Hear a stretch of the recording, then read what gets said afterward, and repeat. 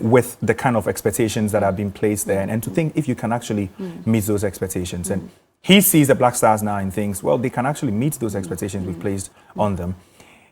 He says that he's spoken to some of the guys in Nigeria and they are scared of Ghana as much as we are scared of them. and I think that's interesting. It goes both ways. Yeah, I think that's interesting because when you sit here on this side of the fence, Yeah. you get the impression they will walk over us. We are so scared. Yeah. But you know, from him, he also says, well, if you speak to some of these other guys, they know it's never a straightforward match against Black Stars. Not simply because of the rivalry, but also because of the quality the Black Stars have had over the decades.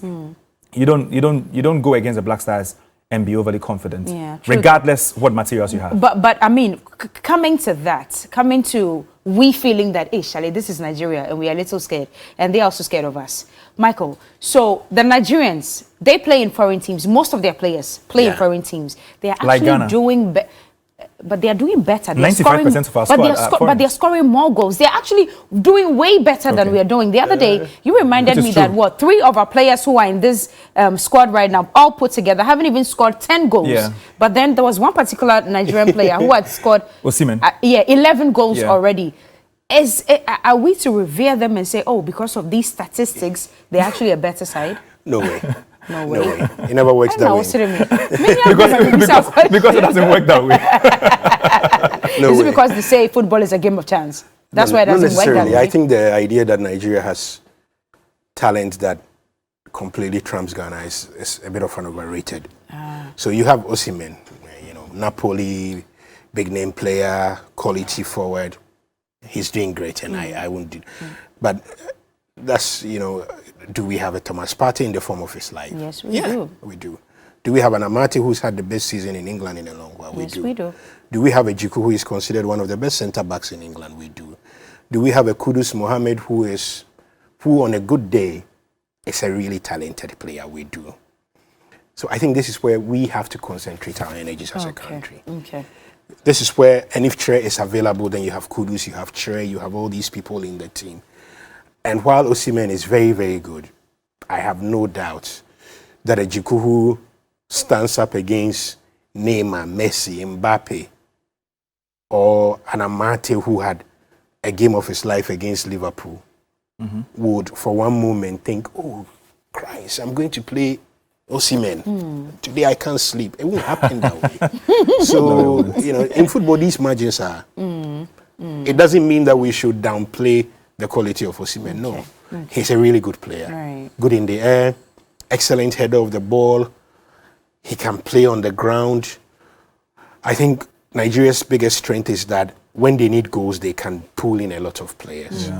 So they can pull in Odion Igalo. Excellent finisher, top scorer from the Nations Cup 2 years ago. Then they can call up Emmanuel Dennis. They can call up Iheanacho. I'm happy that he's not had the greatest of times at club level in the last few weeks. But these are strikers who are reasonably good. Osimhen is in a cut above all that.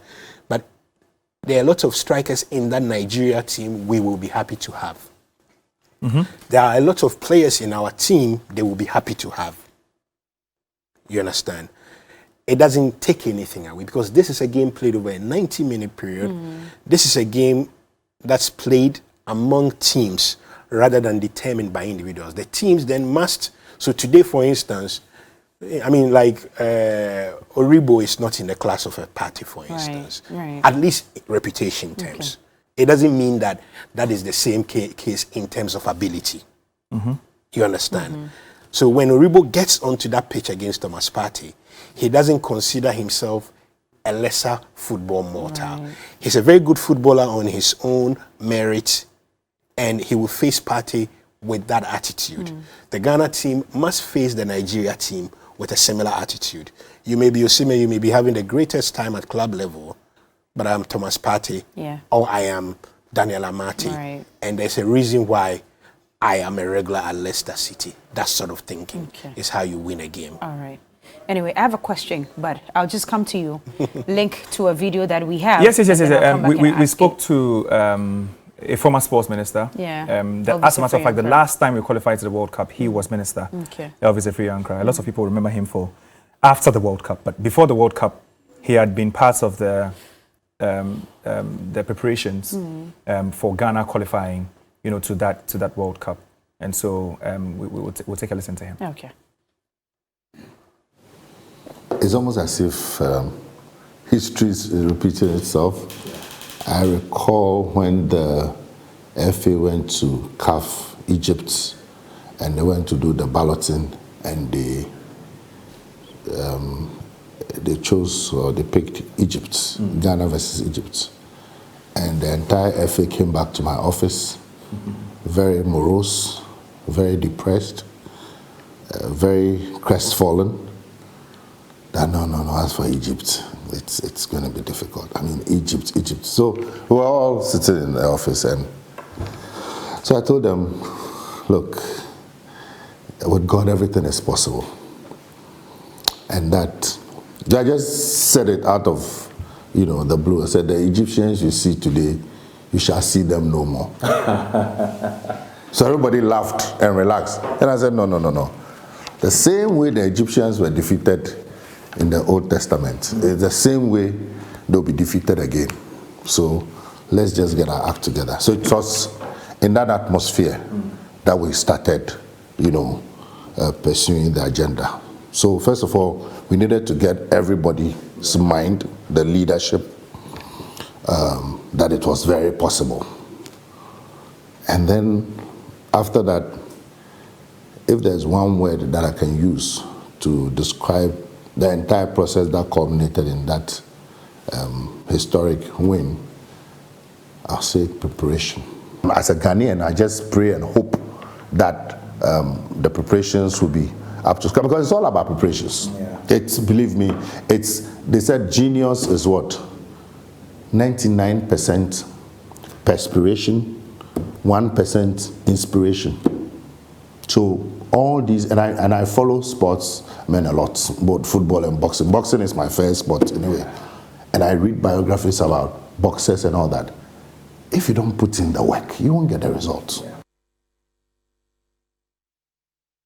Ankara, so he's speaking about preparation, perspiration, and all that. And that was a question I wanted to ask. Sounded like a motivational speaker. Exactly, sounded like a motivational speaker, But our preparation towards this clash, talking about the choice of coach, number one.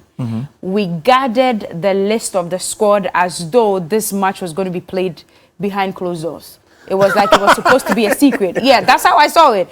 We were guarding it so much that we almost didn't even want to say who and who were going to play, whilst Nigeria had released the list of their squad like a long time ago.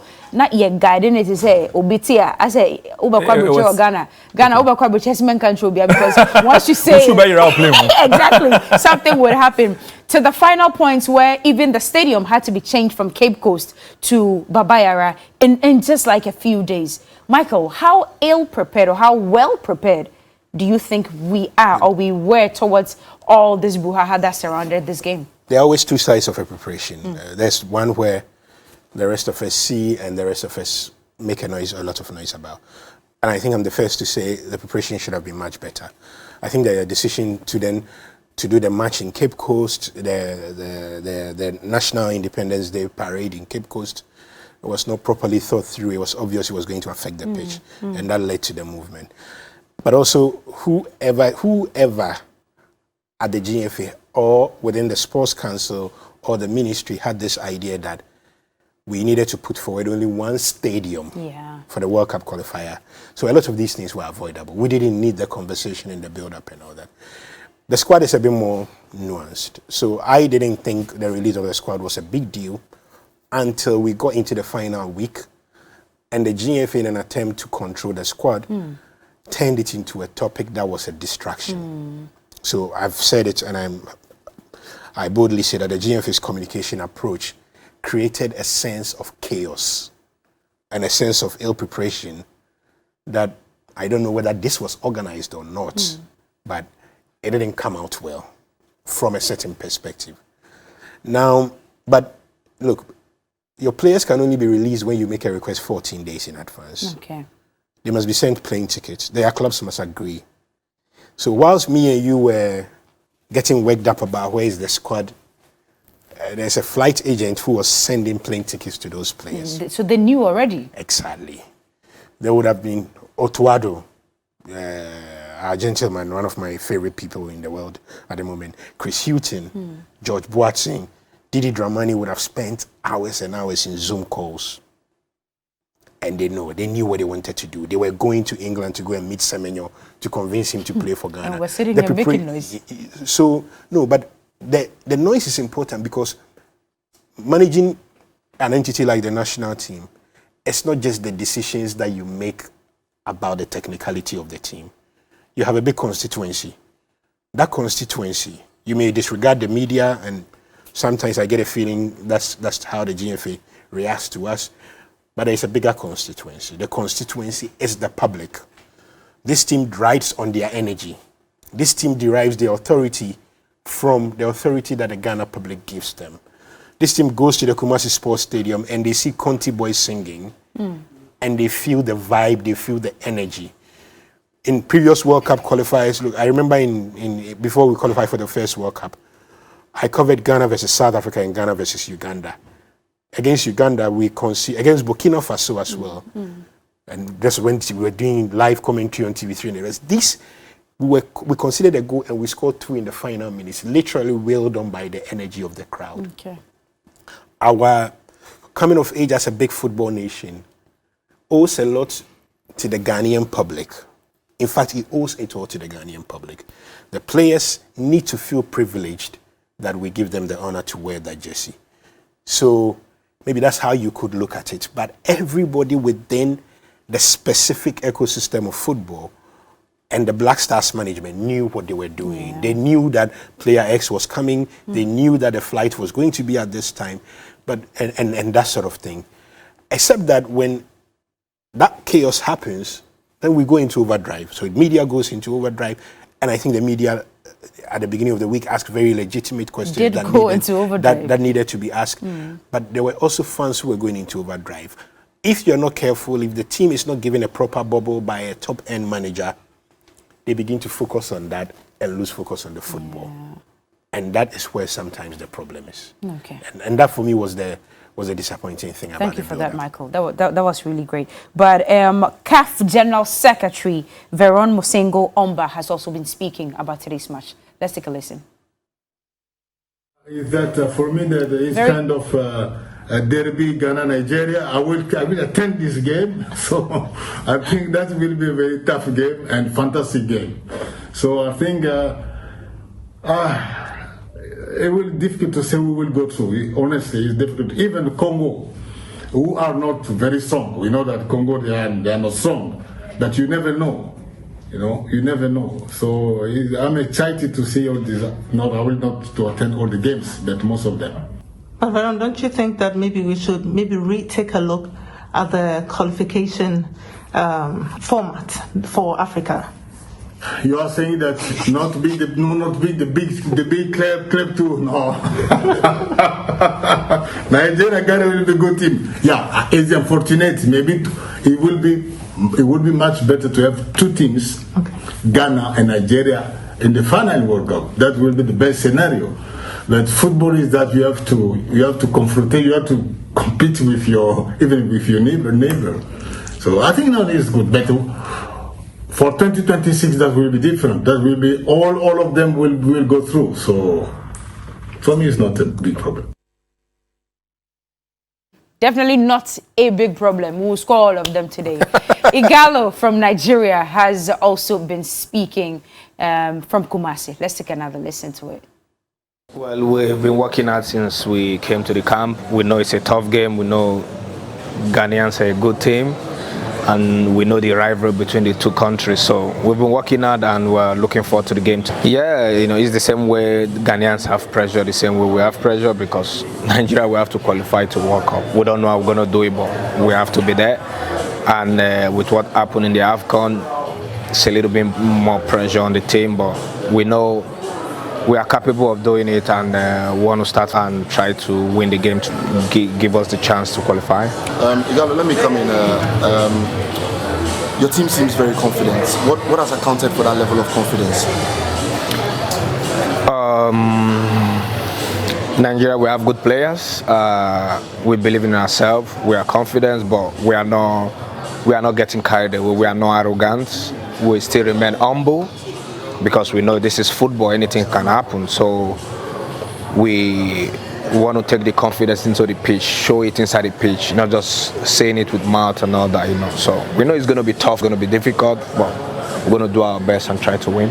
Your country has qualified 6 times, and the last time around you beat Cameroon to qualify, who have also qualified 7 times. What makes Nigeria so good at World Cup qualifying games? Well, Nigeria is a football nation, and the only thing that unite people together in that is football and all that. So that's why we always have to do our best to qualify for the World Cup. And the World Cup is the major big tournament in the world, So I've been there once before, I know it. So that's why we are not sleeping over this. We want to try and win to qualify for the World Cup. Well, Igalo, you scored 16 goals for Nigeria. I mean, when I put it in contrast with the number of goals you scored at club level, it's way more than for your country. Would you have liked that you have scored more goals for your country? Of course, your country will always come first. I would have loved that, but football in your club and country is 2 different games. You train with those people in your club every day. You play games with them every weekend. The national team, you just come around. Sometimes you train only 2-3 days before a major game and all that. So it's not that easy, but still, you still have to do what you have to do, So I'm happy with the numbers. I just want to keep working hard and adding to it. Are you looking to add to it? By God's grace, if God wants, But the most important thing for me is the team glory to win. Even though I score, even though I don't score, I just want my team to win and do well. Nigerian to do well, go back home and seal it up. Nigeria cannot do well today. Nigeria cannot do well today. Ghana is going to do better today than Nigeria, ain't you? Igalo, as we're speaking, do you support him saying that? Well, yes. how will I support him? No, don't be fooled by this green. No, you know why? Because Kawawa outrightly told me that he's not confident about the Black Stars team. Thing is, Kawa is not wrong to say that. Okay, he's got his own reasons. We've spoken a lot about the chances of Ghana and Nigeria, the materials they have, what we have. On paper, they are a better side. I mean, at the AFCON, for example, they exited just after the group stage, but they were the best side in the group stage. When they decided to play football, they played some of the best football we saw at the AFCON. You can't take that away from the Nigerian team. We are confident as Ghana because we are Ghana. We are confident as Ghana because we are no pushovers. We are definitely a strong force on the continent. But are you still living on past glory?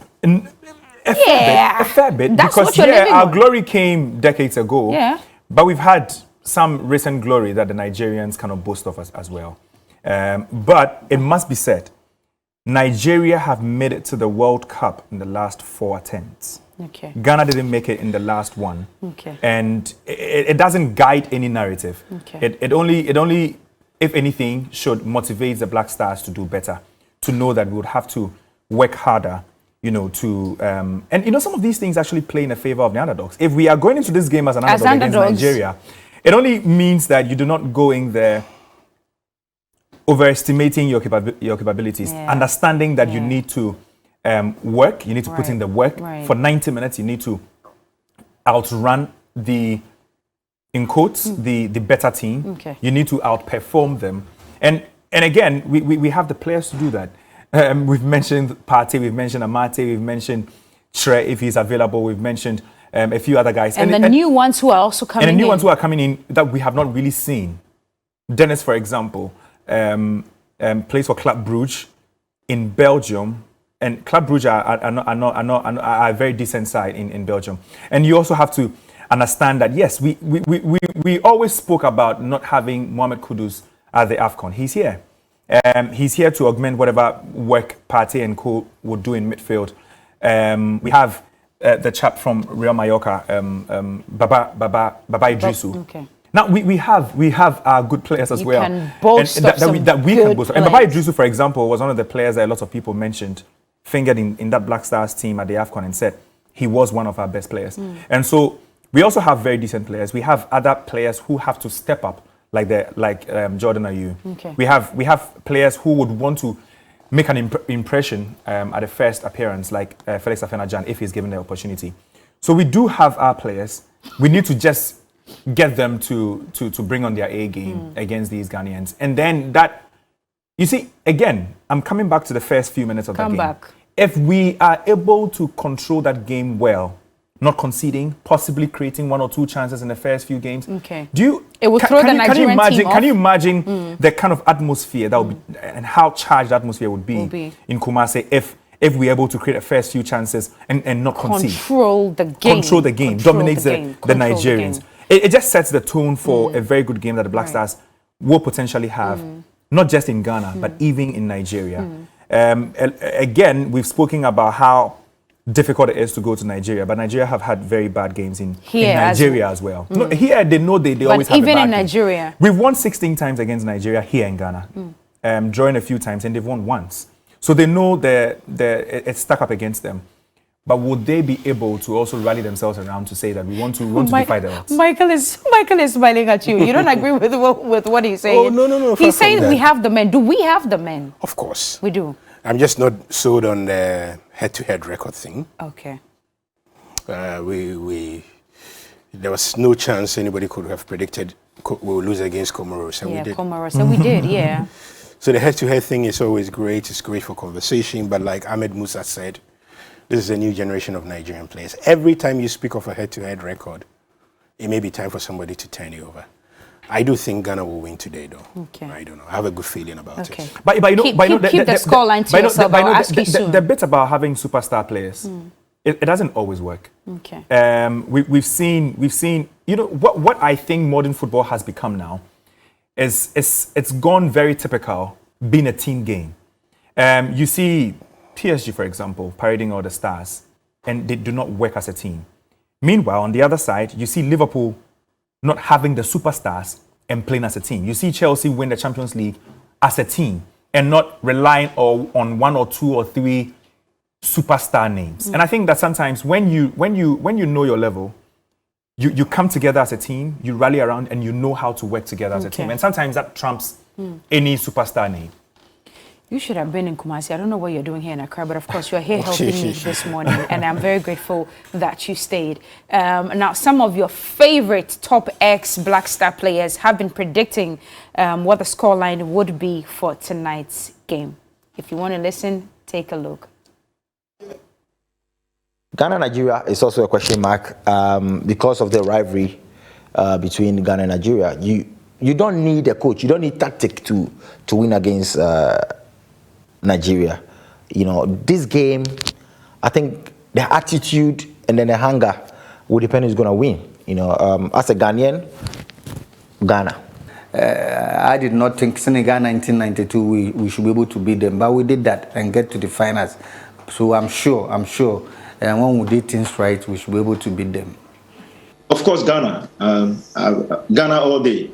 You know, because if Ghana qualifies, it's going to bring a lot of positive energy around the country. So I'm going for Ghana. I believe Ghana will go through. You know, this type of games, you know, we love this type of games. So I think they will come out strong and then qualify to Qatar. I'm happy it's coming to the biggest stadium in this country. It means there will be a bigger support for them, because the capacity is big. This is one. So look at the support they will get.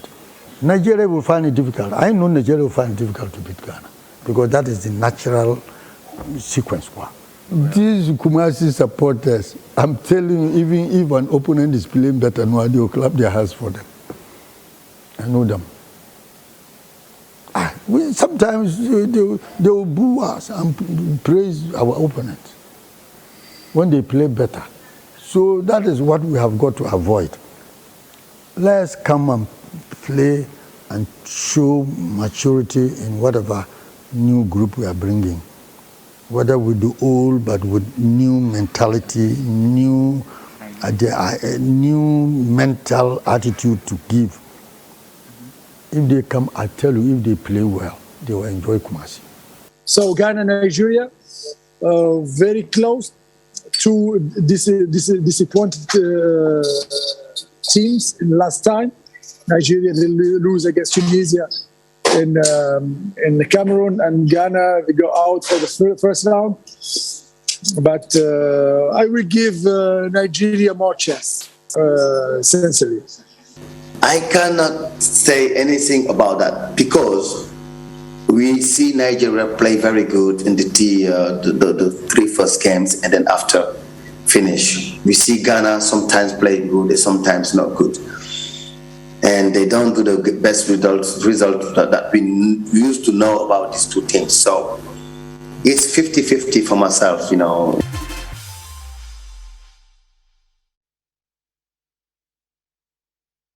Okay, so this is the time I come to you to ask you what you are predicting that tonight's game would end 3-2, 2-1, 4-0. Belamundi said what? Okay, 7-1 and Opano.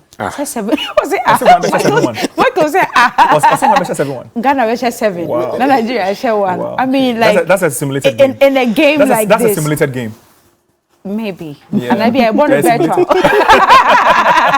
So I'm going to come to you in a few minutes. We open the phone line so you can call me, give me your predictions. But before then, we went on the streets of Accra, or let's say Ghana, and this is what you had to say. Ghana can win their match because the coach is experienced. I won't say experienced, but he's good. Yeah, he has helped Dortmund to reach the heights they are right now. Yeah, he has developed youth and everything. And looking at how Ghana is quite also youthful, there is hope that he can help us win this match. Yeah. Based on our previous matches, the AFCON and everything, I don't think we can stand a chance because Nigeria has a solid team now. They have Iheanacho, they have top players, so I doubt we'll win. I doubt. Me personally, I think Ghana is going to win. Nah, yeah. I don't think so. I believe Nigeria will win. Yes, why? Yeah. Because Ghanaians have literally lost hope in the Ghana players because they are literally not doing anything. But it's not because you've lost hope that they'll not win. They'll win. The last time Ghana played with Nigeria, of course Ghana won, but that was the time that we had our players and Kasa. We had the likes of John Mensah, like man stopper. You could. We had a Samuel Jan who give us the goals, Michael Essien. But now with these players, with the performance that's the showcase, that's the AFCON, I didn't really see the action there. Okay, that's what Ghanaians are saying. Can we find out what the Nigerians are also saying about tonight's match? Ghana and Nigeria knows each other. And I have to tell you that whatever Ghana can do in Rivalry, they should expect it in Nigeria as well. And the good thing for us, we're playing here first. So we will reply here in Lagos. Black Stars, there's one particular player that I'm so much afraid of. I think he plays for Arsenal, if I'm not mistaken, Thomas Partey. So my word to the Super Eagles is that they should be very, very careful of that guy. They shouldn't let him sleep over anyhow because he's a very, very dangerous guy. But having said that, I know we are going to carry the day. Nearly, there's an adage that says nearly cannot kill a bird, but it can pull off the feathers. So we nearly won the game, but unfortunately, Abedi Pele, he was he made us to shut our mouth. Nigeria team now, they are no good. So myself, 100% I'm supporting Ghana. For them, if they beat Nigeria like 3-0, I'll be more than happy. We are surprised when they say we play with Ghana. Like we play another country like Togo, Cameroon, we'll be happy. But Ghana is our brother, mother and father. I understand. If you win mother, problem. If your mother win you, problem. But we're going to win. Oh, number one, if I'm not, you know the meaning. What did they look for? You are looking for something, go. That is if I'm not, you are looking for something. See, I've always been a pro-West African. I believe that the team that is well prepared will carry the day. And I just want the team that will go and make West Africa proud and bring that. In fact, I want this time for the team that will come out of these two nations to go and bring the World Cup for the first time in West Africa. We have Jordan Ayew. That guy is very dangerous at scoring, but sometimes he can be somehow selfish, but he can do some damage. Yeah, He's very dangerous, and tonight he will do some damage. I'm about to open the phone line, so you call me and give me your predictions. But before we get to the phone lines, Michael and Theory, for the first time in Ghana, VAR has been deployed. And earlier, we saw technicians actually checking to see how smoothly it's going to be operated for tonight's game. What do you say to that? I think technology moves on. It's good that the Kumasi Stadium then now will have this capacity. It builds on it. Also, if you're going to go into the World Cup, and VR will be an integral part of it, better to have a direct field. Of course, these are players who play in leagues where they're used to that, fans are used to it. So it was important that our facilities here begin to become more compatible. Right. It's changing the way, so it's going to change the way we have to set up the Cape Coast Stadium. When we begin to have a bit more understanding and we decide that finally we'll rework the secondary stadium and not keep it in the shameful state that it is, then we have to do that. We have to do tamale because these days it's going to become standard when you host international games. So I'm glad that Kumasi has taken the lead in that regard. It obviously would make things easier. For all the complaints about the VAR, it settles a lot of the controversy. It has its own side of controversy. In games of this magnitude, again, you need stern refereeing, stern officiating. You need men who have very cool heads, you know, to call for decisions and make sure that they are not being biased in any way. If not, then all the issues come up. For example, Ghana, South Africa. CAF has decided that VAR will be in all the playoff games, and so it's not just Ghana. So it's just across all the other 5 fixtures. Games. Now, it's good for us that our facility can be able to host this new technology in global football. And it's obviously going to help the refereeing. It would clear up a lot of the doubts in people's heads after the game. That should have been a penalty. That should have been a foul. That was a handball. There's always that second check. There's always that. But today, all that will be cleared. That retrospective action for people to understand that. Well, it's not just that spontaneous decision, but it's also that 2 minutes after it. Exactly. You know, to make sure you confirm your decisions or renege on those decisions. So I'm happy it's here because of the tension in this game. You need this to sometimes just cool things down. So you can expect players pointing the VAR machine to the referee to say, go have a check. Go and check. Today, within 90 minutes, we would have a lot of those calls from the referees. We'll see that. Okay.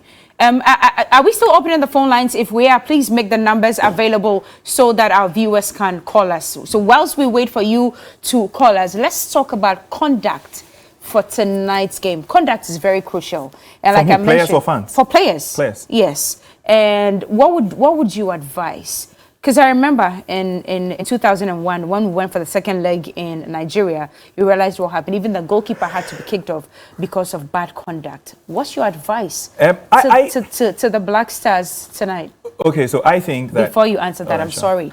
Alfred is calling us from Official Town. Good morning, Alfred. Thank you so much for joining us on TV3 New Day.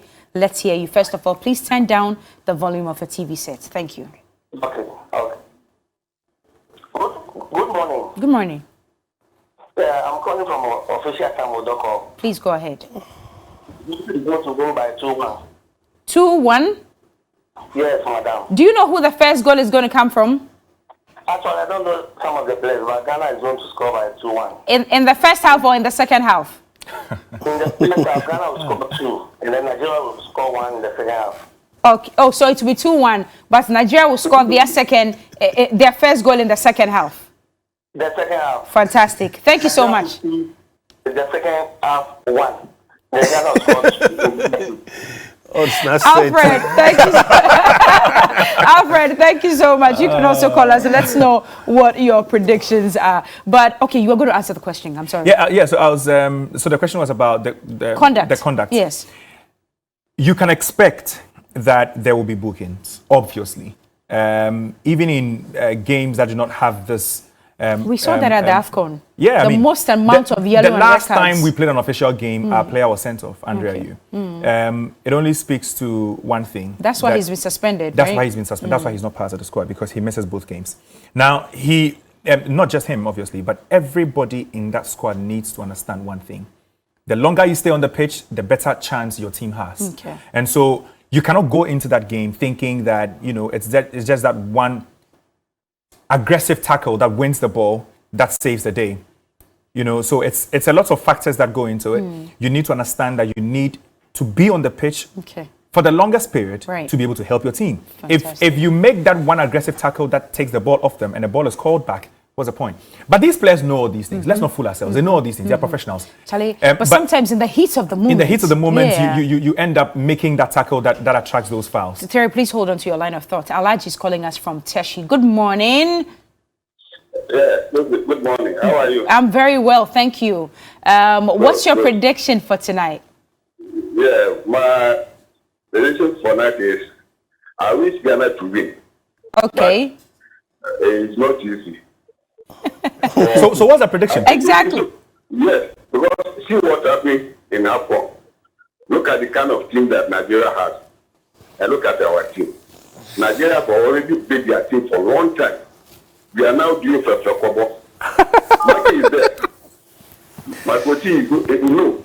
Serena knows that our own now is just for Kobo. Then this one is dangerous. Go and call this one. Do this. Support them, come and support us. Alaji. Everybody come. Alaji spares. They don't mean like that. Yes. Spare us the commentary, please, and just tell us what your predictions are. You're too hilarious. I wish Ghana to win, but it's not easy. So is that your prediction? I will eat my fufu, whether Ghana win or Ghana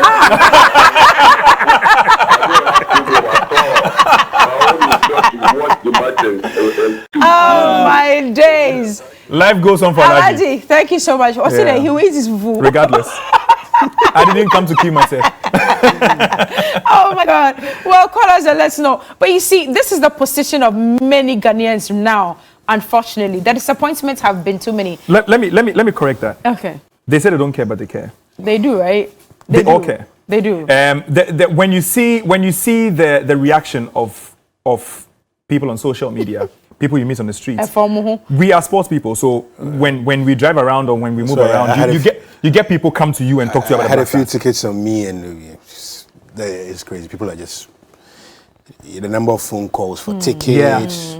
Look, we said we didn't care about the Nations Cup. When we lost, we spent 2 days, talking 1 week, about it, getting angry. Yeah, the hit we did into News at 10 that day was one of our most watched videos. Wow, everybody was angry.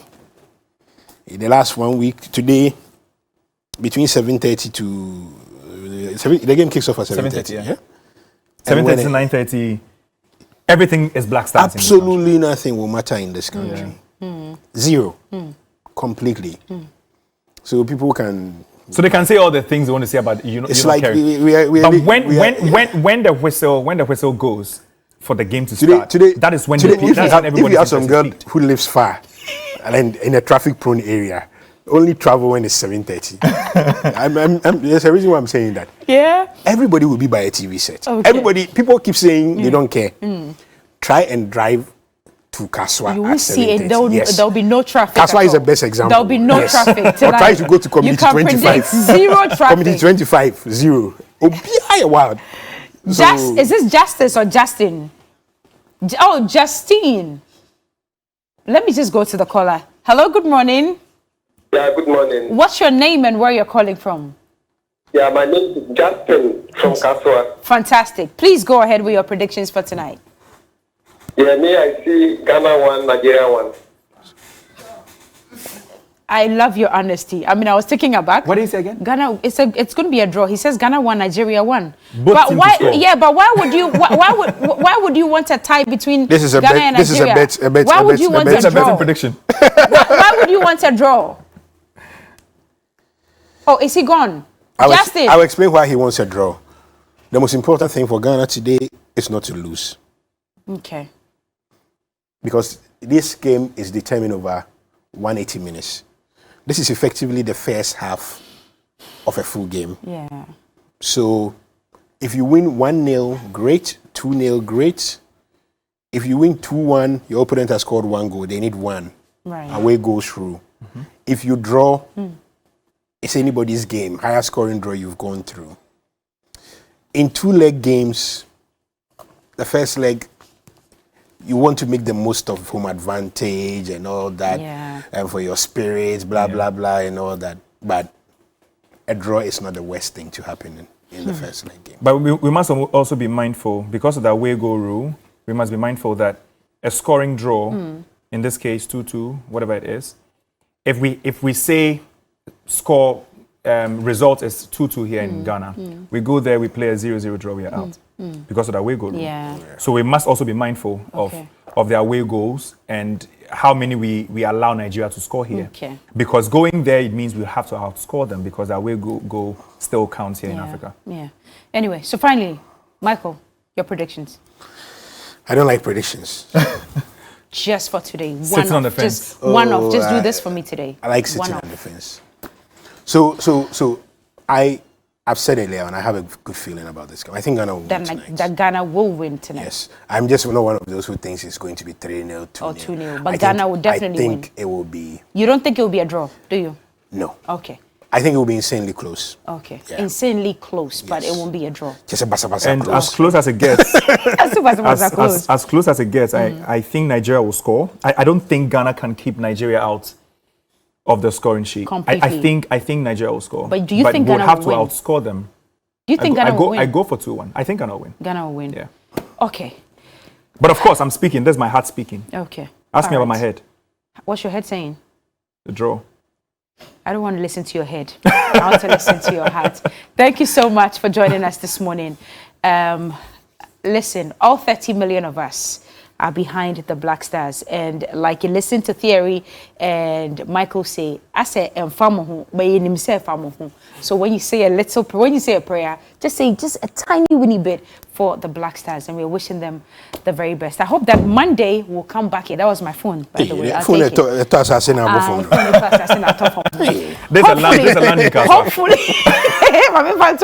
Hopefully on Monday when we come back, it will be all smiles, and we'll just be hoping and praying that we'll also go to Nigeria on the 29th and outdo ourselves.